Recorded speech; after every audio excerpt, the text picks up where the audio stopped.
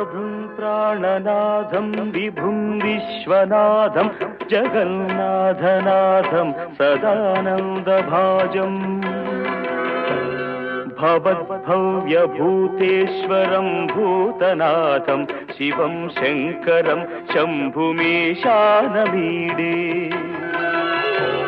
गळेरुण्डमालं तनौ सर्पजालं महाकालकालं गणेशादिपालम् जटाजूटगङ्गोत्तरङ्गैर्विशिष्यं शिवं शङ्करं शम्भुमीशानमीडे मुदामाकरं मण्डनं मण्डयन्तं महामण्डलं भस्मभूषाधरन्तम् अनादिं ह्यपारं महामोहमारं शिवं शङ्करं शम्भुमीशानमीडे वटाधोनिवासं महाट्टाट्टहासं महापापनाशं सदा सुप्रकाशम्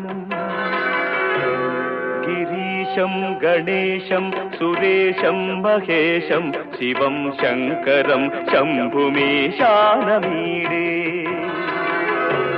गिरीन्द्रात्मजा सङ्गृहीतार्धदेहं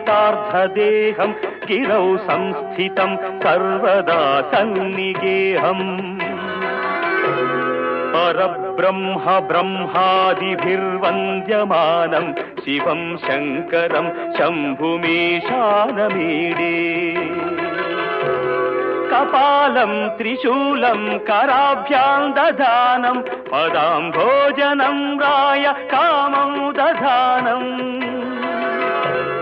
बलिवर्धयानं सुराणां प्रधानं शिवं शङ्करं शम्भुमीशानमीडे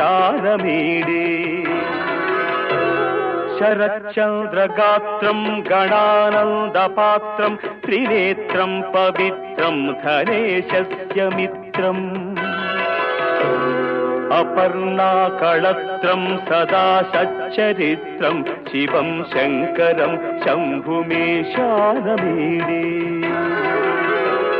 हरं सर्पहारं चिताभूविहारं भवं वेदसारं सदा निर्विकारम्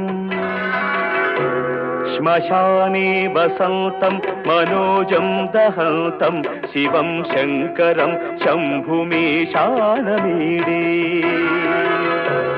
स्वयं यः प्रभाते नरः शूलपाणेः पठेत् स्तोत्ररत्नं त्विह प्राप्य रत्नम् सुपुत्रं सुध्यानं सुमित्रं कलत्रं विचित्रैः समाराध्य मोक्षं प्रयाति।